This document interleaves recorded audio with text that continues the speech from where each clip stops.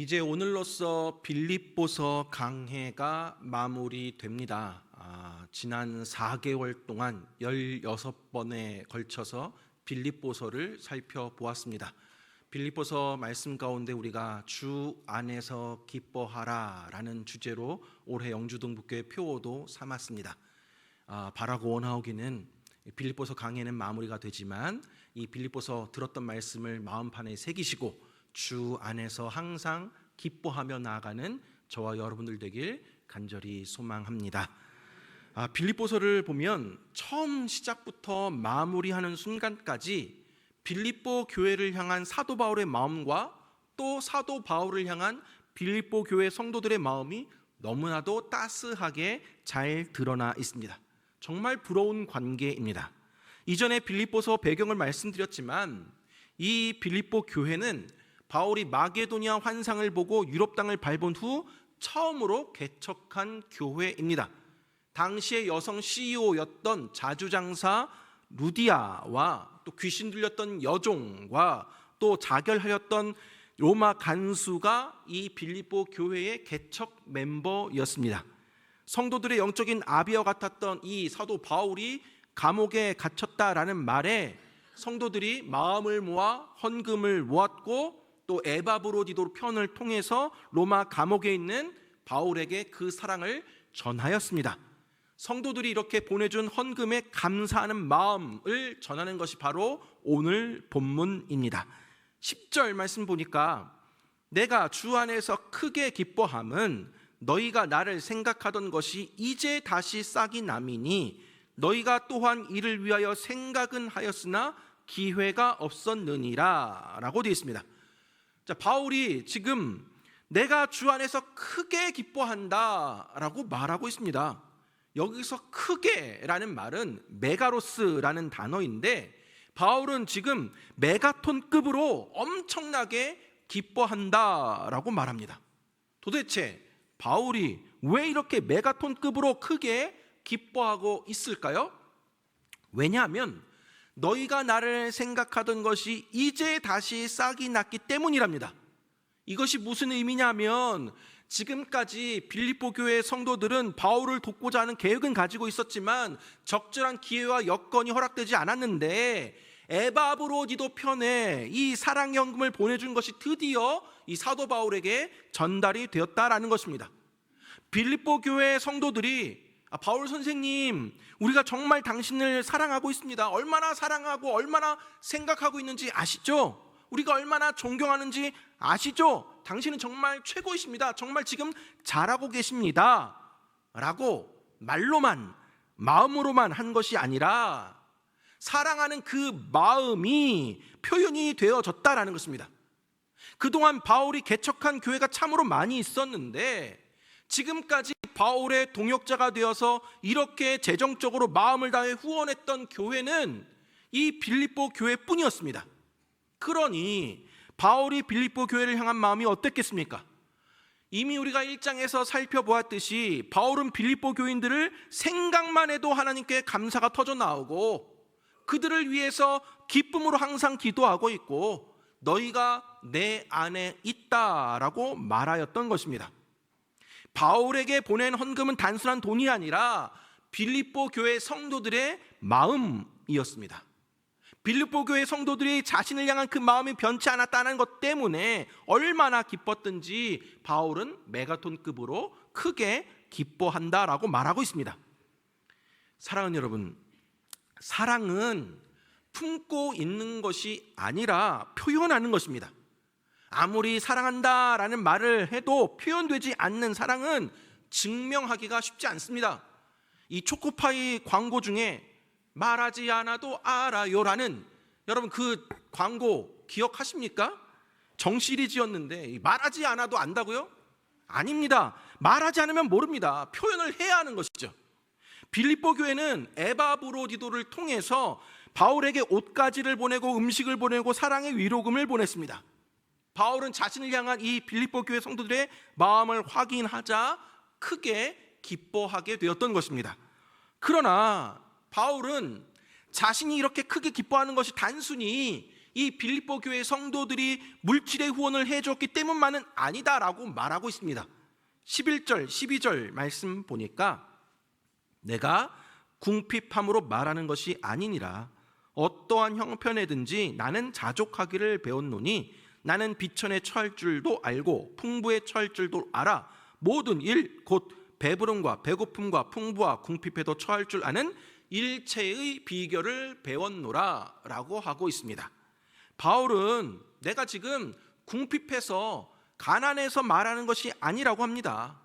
자신이 궁핍하기 때문에, 돈이 필요하기 때문에 그들이 보내준 돈 받고 기뻐했던 것이 아니라고 말합니다. 바울은 어떠한 형편에든지 자족하는 법을 배웠다라고 합니다. 쉽게 말해서 빌립보 교회가 돈을 보내주지 않았다 하더라도 자신은 감옥에 얼마든지 만족하며 지낼 수 있었다라는 의미죠.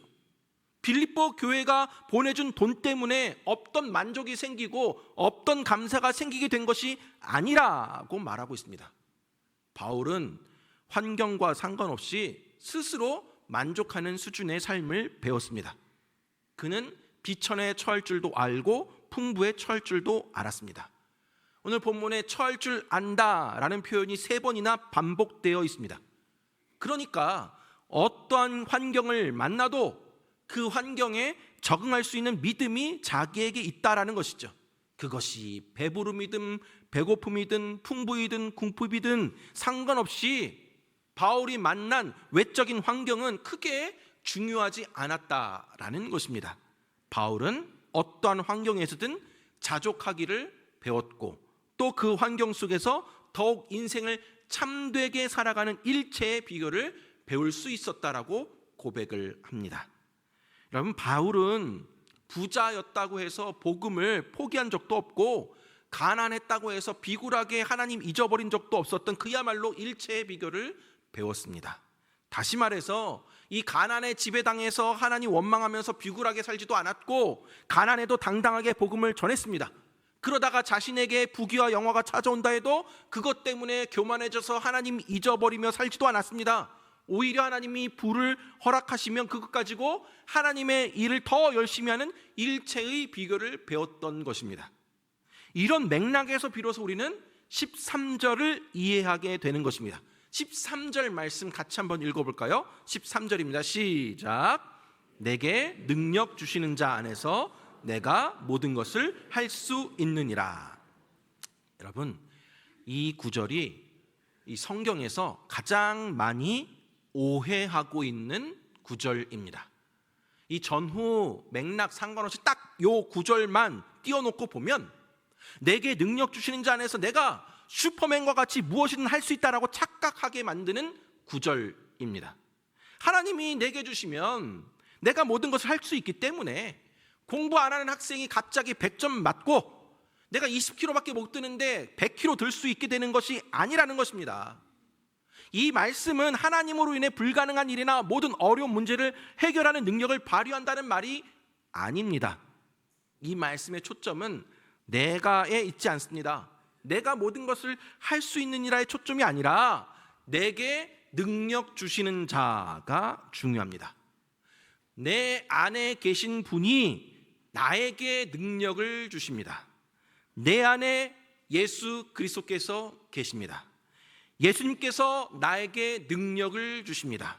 바울은 자기 안에 계신 예수 그리스도를 믿었습니다. 그래서 바울은 내게 능력 주시는 자 안에서 내가 모든 것을 할 수 있느니라 라고 고백을 할 수 있었던 것입니다.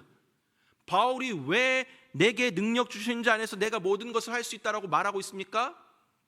모든 사명을 감당할 수 있는 것은 풍부한 물질적 후원 때문이 아니라 내게 능력 주시는 하나님의 은혜로만 가능하다라는 것을 고백하고 있습니다. 바울은 어렵고 힘든 상황에서 절망하고 주저앉지 않고 자기에게 능력 주시는 그 주님을 붙잡는 기회로 만들었던 것입니다. 그리고 그때마다 우리 주님은 바울에게 역사하셔서 주님의 놀라운 능력을 보여주셨던 것입니다. 그래서 바울은 어떤 환경을 만나도 내게 능력 주시는 주님만 있으면 된다라는 확신을 가지게 되었던 것이죠. 바로 이것이 바울이 비천에 처하든지 풍부에 처하든지 배울 수 있었던 일체의 비결입니다. 사랑하는 여러분, 오늘 본문에서 바울은 이 삶에 대해서 굉장히 유연한 태도를 보이고 있습니다. 나는 비천에 처할 줄도 알고 풍부에 처할 줄도 안다.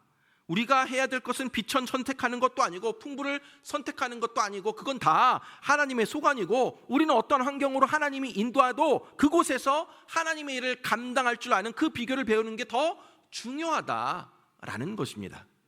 어떠한 환경에 던져 놓아도 그곳에서 내 사명 잃지 아니하고 주님 사랑하는 마음 식지 아니하고 복음 증거하는 일 게을르게 하지 않는 삶을 살아야 한다는 것이죠.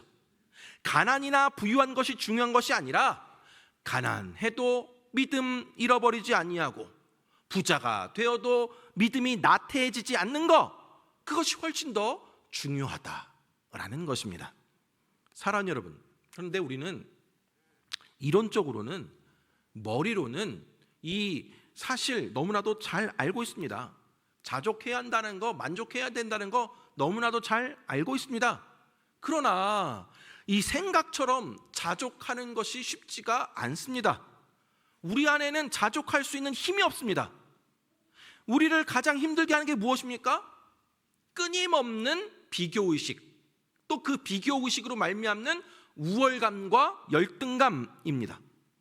내가 아무리 100을 충만하게 갖고 있어도 다른 사람이 101 하나만 더 가지고 있으면 그것이 부럽고 배 아파서 이미 가지고 있는 충만한 100을 가진 것이 만족스럽지 못합니다.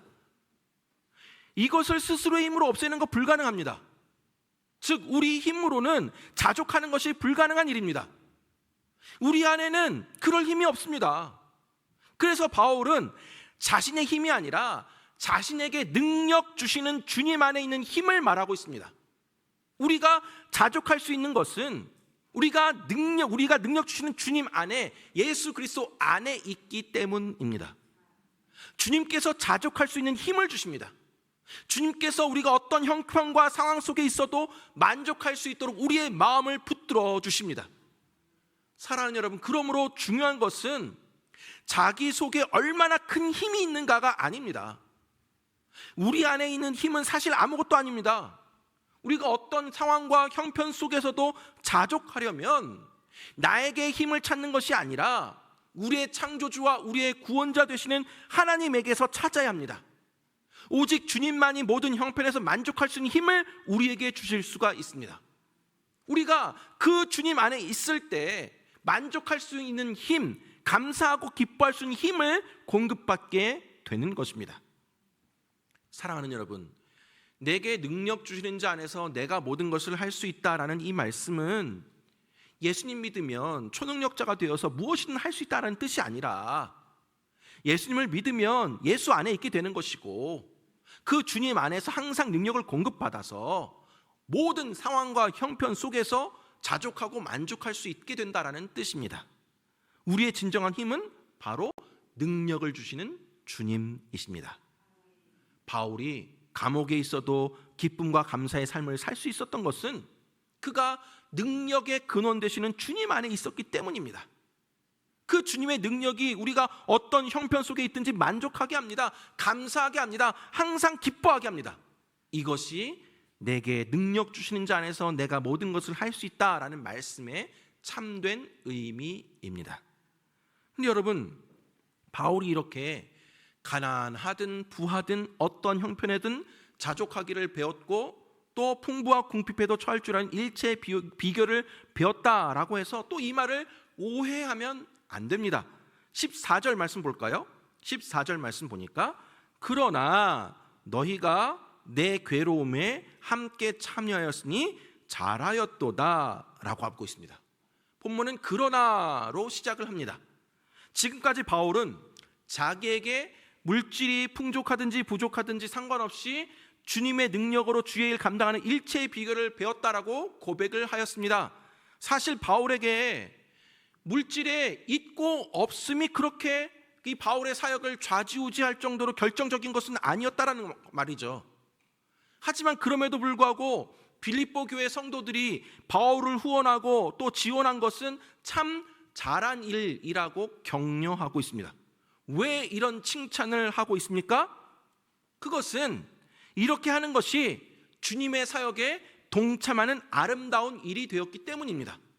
오늘 본문 말씀처럼 바울의 괴로움에 참여하는 것이 되었기 때문입니다. 여러분, 이제 어버이날이 다가옵니다. 아마 자녀들이 이제 부모님 만나게 되면 선물을 드리거나 용돈을 전해줄 것입니다.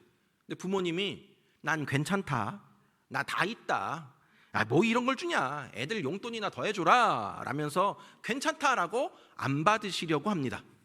그럴 때 진짜 안 받으셔도 되는구나, 괜찮구나, 엄마 아빠 잘 사는구나 하고 다시 가져가고자 하는 그런 자식은 자식도 아닙니다. 부모님의 그 말을 그렇게 들으면 안 되는 것이죠. 지금 바울이 감옥 안에서 나는 이런 환경을 얼마든지 이겨낼 일체의 비결을 배웠습니다 라고 했을 때 빌립보 교회 성도들이 그런가 보네, 바울 선생님 믿음도 대단하셔 하면서 바울의 고난을 구경만 하는 것이 아니라 에바브도 디도를 통해서 물질을 보내었습니다. 바울은 그들이 나의 괴로움에 함께 참여했으니 잘했다, 고맙다, 또 내 짐이 한결 가벼워졌다라고 고백을 하고 있는 것입니다. 바울의 형편을 구경만 하고 박수만 치는 것이 아니라 그 고난에 함께 참여해서 그 고난의 짐을 덜어주었던 이 빌립보 교회 성도들로 인해서 바울은 메가톤급으로 크게 기뻐하면서 감사하고 있는 것입니다. 사랑하는 여러분, 세상에 고난과 가난을 즐기는 사람이 어디 있겠습니까? 사도 바울도 마찬가지고 오늘날의 목회자나 선교사들도 마찬가지입니다. 성도들은 목회자가 가난해도 고난이 있어도 묵묵히 이겨내고 사는 거 귀하게 봅니다. 초심 지키고 사는 거 좋아합니다. 물론 그래야죠. 우리 목사님은 믿음이 좋으시니까 어떤 형편에서든지 자족하면서 잘 사시겠지, 우리 목사님 최고 하면 엄지척 해주십니다. 근데 여러분, 여러분의 자식이 담임 목사라고 해도, 여러분의 자식이 해외에서 선교한다 해도 그렇게 박수만 치시겠습니까? 목회자의 궁핍함, 배고픔, 불편함, 그것은 당연한 것으로 여기면서 구경만 하시겠습니까? 목회자의 또 선교사의 형편 알아주고 필요를 채워주고 함께 짐을 나눠주는 것, 그것이 필요하다라는 것입니다. 사도 바울은 빌립보 교회 성도들이 보내준 그 헌금에 대해서 이렇게 말씀합니다.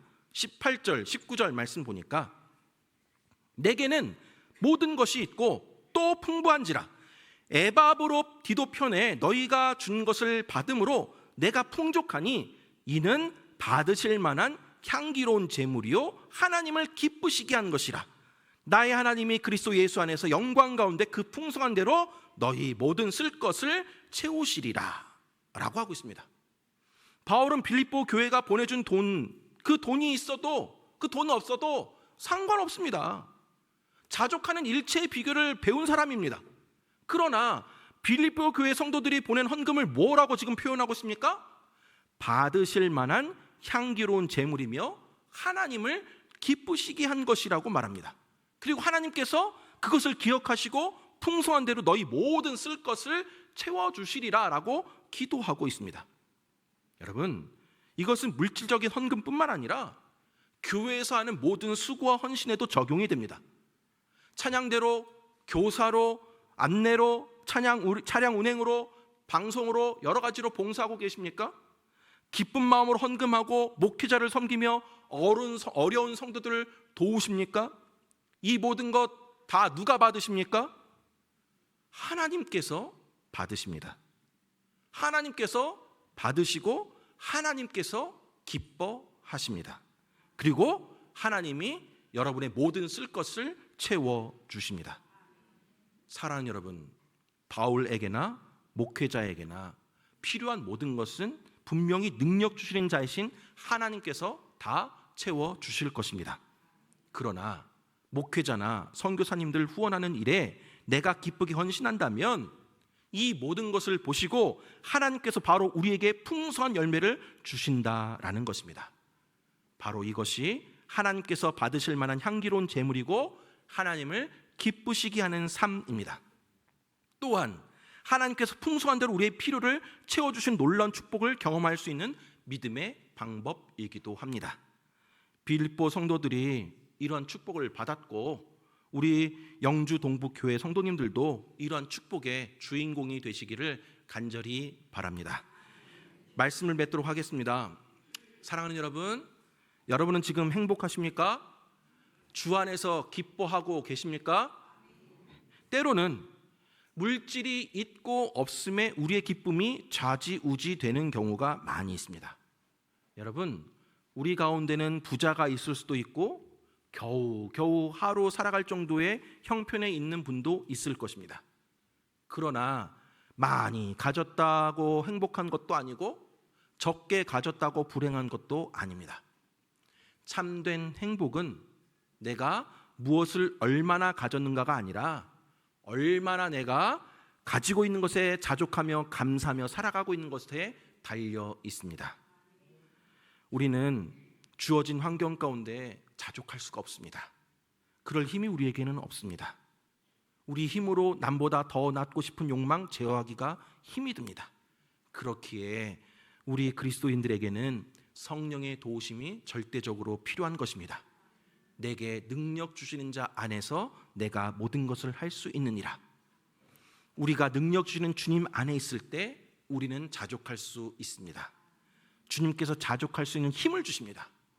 주님께서 우리가 어떤 형편과 상황 속에서도 만족할 수 있도록 우리의 마음을 붙들어 주십니다. 사랑하는 여러분, 우리의 삶의 진정한 행복은 하나님으로 풍족하게 채워져서 다른 것에 부족을 느끼지 않게 될 때 가능하게 됩니다.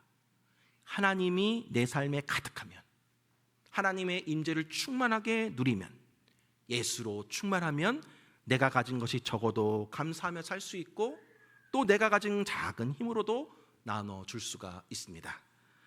작년 3월에 우리 교회 세번맞이 금요 특별 기도회 때 손경민 목사님이 오셔서 찬양하며 간증하였던 거 기억하십니까?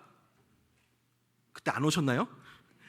이 손경민 목사님 곡이 참 우리가 많이 부르는 곡, 은혜, 행복, 우리가 지금도 많이 부르고 있는데 그 가운데 충만이라는 곡이 있습니다. 이 목사님이 충만에 대해서 묵상하면서 가사 작업을 하고 있을 그때 친한 지인이 이 목사님의 모든 재산을 다 도둑질해 갔답니다. 당장에 먹고 살 돈이 없으니까 막막했죠.